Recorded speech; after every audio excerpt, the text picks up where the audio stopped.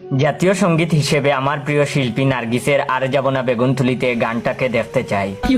এইরকম মানবিক গান খুব কমই আছে। এই গানে লোভ সামলাতে না পারা একজন নারী বেগুন চুরি করতে গিয়ে ক্ষেতের মালিকের কাছে হাতে নাতে ধরা খান, অথচ বেগুনওয়ালা শাস্তি না দিয়ে উল্টো তার থলিতে বেগুন ভরে দেন।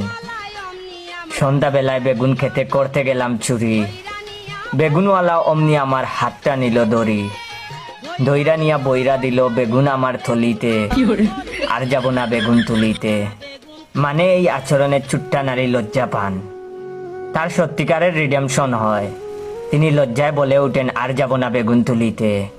মানুষ মাত্রই ভুল করে, কিন্তু সেই ভুলকে মানবিকভাবে দেখা, নর নারীর সম্পর্ক আর একজন অপরাধীর অনুধাবন, এইটাই বাংলাদেশ। গ্রাম বাংলার কি দারুণ সরল রূপ। আবার কৃষকের ক্ষেতের বেগুনের মতো গুণহীন এক ফসলের জয়গান।